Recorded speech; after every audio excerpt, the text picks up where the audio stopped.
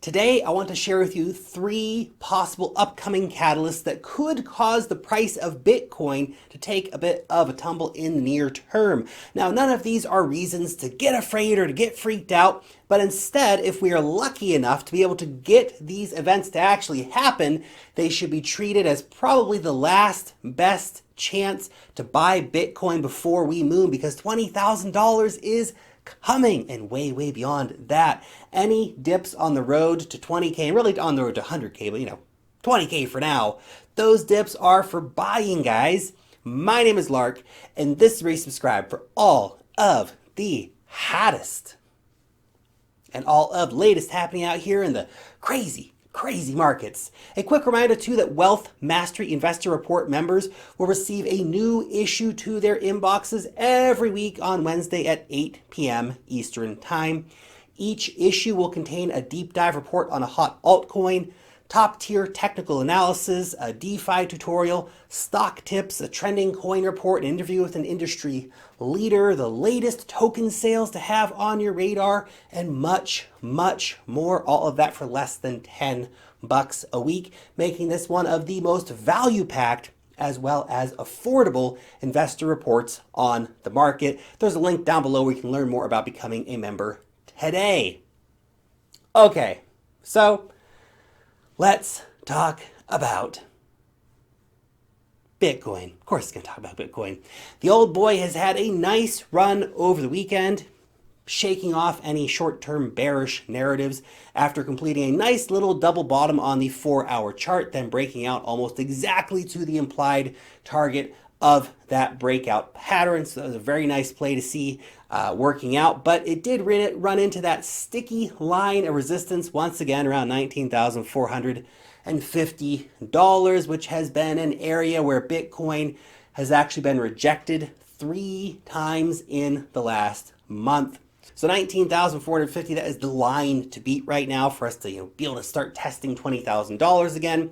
But then, of course, we have to contend with the big monster, $20,000. Now, as far as resistance goes, this is a serious psychological level for the market. Until we break $20,000, we're most likely to continue kind of just bouncing in this range that we have been, potentially going as low as $17,100 on any of these big catalyst events, back up to $19,500 where we've been topping out over the last month.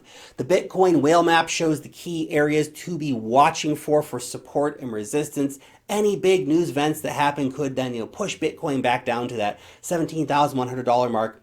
Very briefly, there's a lot of buying pressure in right now. There's just so much demand that any and all dips, they should be bought, and they are being actually aggressively bought up. Also, if we zoom out to the monthly charts, we can see something very interesting happening. Bitcoin right now basically ranging between the 2 green lines. Now, the top line represents the wick from the 2017 high for Bitcoin in late December. The bottom wick represents the top of the wick from January 2018 highs. It's pretty neat, isn't it? Also, let me share this with you. This chart shows that the market cycles for Bitcoin.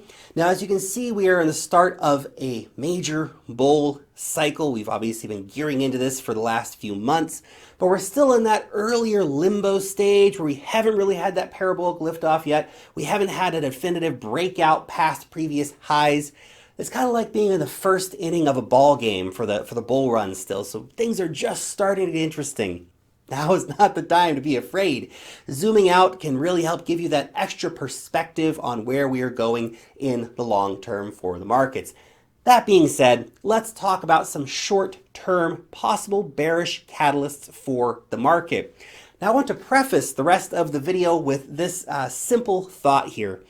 In spite of all of the fundamental threats short-term to the price of Bitcoin, we are living through just an unprecedented scenario for the markets. There's an unbelievable amount of money flooding into crypto right now. This is a bull market, without a doubt. Remember that chart that I just showed you? We're in the bull market, guys. Don't doubt that for a second. None of the scenarios that I'm going to outline below are going to change that fact. They will at best provide a limited, short buying opportunity for the savvy investor. Just remember that Grayscale is buying 2 or 3 times more Bitcoin than miners are making every single week. MicroStrategy is about to buy another $650 million worth of Bitcoin, man. That's a lot of Bitcoin. A wall of institutional money, bigger than you can even begin to fathom, is coming for Bitcoin in 2021. All these stories like Mass Mutual buying 100 million and Guggenheim, buying 500 million, all stuff, it's adding up, guys. If we're lucky enough to have any of these events that I'm going to mention below actually drag the price of Bitcoin down, then you got to buy that dip, man. Get it. Get the dip. Get it while it's good. These events may be your last best chances, if they even cause a significant market dip, to buy Bitcoin under $20,000 before the price really starts taking off. Dips are not to be feared. On the contrary, we should, be praying for big dips. We should welcome them with open arms. So anyway, let's talk about those dips. The first such event is the coming Mt. Gox rehabilitation deal. Now, in case you don't know, Mt. Gox was the biggest Bitcoin exchange hack, back in the day. Mt. Gox was hacked for about 850,000 Bitcoin in February 2014. However, not all of Bitcoin was lost. About 140,000 Bitcoin has basically been tied up in legal limbo for about 6 years now. Tomorrow, we will learn if the coins will finally be released to investors or not, but don't go, holding your breath on this one. The release has been delayed every single time before. It's kind of the thing. Oh, have an upcoming date. It's going to be delayed again. So it also stands a pretty high chance of being delayed again this time. But in the event that it is not delayed, then 140,000 Bitcoin could be hitting the markets quite soon. Now, it is worth noting that when the Mt. Gox situation is finally resolved, and it will be resolved one of these days, whether it's tomorrow or a couple months or 6 months, whatever, that some of those investors who get their Bitcoin back, they're going to hodl that Bitcoin because they're Bitcoin believers. But also we need to keep it real that a lot of these investors have been waiting for more than 6 years to get their hands on that Bitcoin, and that the price of Bitcoin at the time of the Gox hack was around $700. So if these guys got their Bitcoin today, well, they are up more than $18,000 a coin. That's some strong temptation to sell at least part of the Bitcoin that you get back. But let's keep it real too. Even if there are 100,000 Bitcoin moved to exchanges and sold, then the sell pressure from that, it's really not even that dramatic anymore. I mean, at a time when the market was a little more dicey maybe, but with such a bullish market, it's not even that crazy of a deal. Grayscale's buying like 80,000 Bitcoin a month. Just that one entity could absorb most of the Bitcoin from any kind of Mt. Gox sell-off. Honestly, the best time for Mt. Gox coins to finally come onto the market is kind of nowish. To be honest, it'd be a great time for them to come out. It would give us a nice possible dip, and the buyers would come in and quickly gobble it up. So if it happens, buy that dip, guys. The second big factor investors need to watch out for in the coming weeks is crypto wallet regulations. Now, I talked a lot about this in yesterday's video, so I'm not going to go into great depth here about it, but basically the Treasury Secretary Mnuchin has announced that they're intending to try to smash out some new regulations to crack down on crypto before the end of the Trump term. Now, if they do get this out, it's going to greatly erode privacy in the crypto industry by forcing exchanges and wallet providers to link addresses to, names, basically doxing your Bitcoin addresses. Honestly, this regulation doesn't matter that much. I mean, heck, gotta keep it real, man. With Chainalysis right now, they're already able to dox your address within a few minutes if they really want to. This law just makes it even easier, makes the whole process more transparent. It's kind of the direction the industry's been heading in for a long time. In fact, long term, it's probably a good thing for the industry in terms of all being taken more seriously, even if it's bad, of course, for the libertarian cypherpunk roots of Bitcoin. It's obviously, not good in that respect, but this is what's happening, guys. That being said, the market does really tend to not like this kind of stuff. It gets spooked pretty easily. So even if the current administration in the U.S. Does pass this bill that they do seem to be planning to pass before the end of their term, then really just, it's not that crazy of a deal. Yes, the market is going to react unfavorably short term. You have to realize that, right? Americans will get spooked. They're, oh my gosh, everything's going bad for Bitcoin again. SL. But just buy that dip, guys. Buy that dip, as always.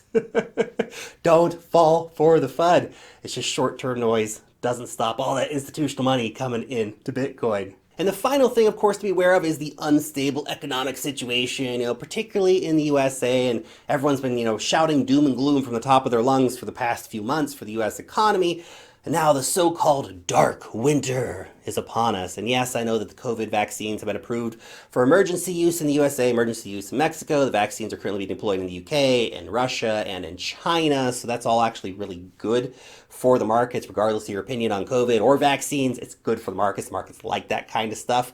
But the US markets, of course, are the biggest markets in the world. So what happens there can obviously affect everything else. Now, there's a lot of stuff going on in the US that could be bad for the markets. For example, US eviction protections expire at the end of the month, which could see 19 million people losing their homes. That's dramatically bad in the worst possible way. In the winter, during a pandemic, kicked out of your house, 90 million people. Many millions more Americans remain un- or underemployed. And yeah, I know the vaccines are being deployed and they're slowly going to move out and get everything kind of back to normal in the world. But we won't have wide-scale deployment of those vaccines for many months. We still do have this very tenuous kind of situation for the economy, meaning that there's a lot of potential economic carnage to come over the next few months as we see COVID cases in the US continuing to spike up. We see lockdowns in places like LA and all that stuff. But, fear not, honestly, because even if the stock markets take a hit on some, scary economic data or further lockdowns or whatever might kind of come out around this story, three things you need to keep in mind. One, the correlation between Bitcoin and the S&P 500 has hit a 10-month low, showing that Bitcoin is finally having a real breakaway moment, from the markets. So that's really exciting. We're seeing all these big money investors fleeing to Bitcoin to escape inflation and to escape falling rates. That's not going to stop. That's only going to continue. Number two is that the investor class will largely be insulated from any actual economic hardship happening. Just like they always are, just like they were in March, just like they were before. They always get the stimuluses, they always get the bailouts, so the investor class will keep buying Bitcoin. Which leads me on to the third point. More stimulus will come. It always frickin' does. Bitcoin was made for this exact environment. So don't be afraid if there's some kind of big story around what's going on with the dark winter and the economy and COVID or whatever. It's all going to be just short temporary noise giving you a chance to buy more cheap Bitcoin. So buy that dip, guys. Look, here's the game. It's real simple. You buy Bitcoin, you hold Bitcoin, you buy it every week, you buy more on the dips. Don't get caught on the sidelines here. Time in the market is better than timing the market, right? Don't screw around with your Bitcoin, guys. Just stack sats, then you chill. You keep it really simple. I know the market has been crazy over the last few months, but this simple logic, it still applies to the market. Remember, Bitcoin is going to hit over $100,000 during this bull run. By the end of the decade, who knows how high it could be? I mean, some people throwing around the $1 million number. It's possible. It's possible. And you understand what Bitcoin is. The days of being able to buy Bitcoin under $20,000, they're limited. No one knows how much longer Bitcoin under $20,000 lasts. Could be a long, long time, could be a very short, short time. But certainly it's not going to last forever. So take advantage of this while you can. If you see some kind of, news-driven dips, buy them, buy them. Your question for today, do you have any fiat sitting on the sidelines waiting for a dip? Or are you all in on the market right now? Personally, I've always got some USDC sitting on the side just for those juicy dip days. But I want to know what about you guys. Do you have money sitting on the sidelines to buy dips? And if so, what is your dip price target that you'd be looking to buy in at? Let me know down below in the comment section. Thanks so much for watching today's video. Long live the blockchain and peace out till next time.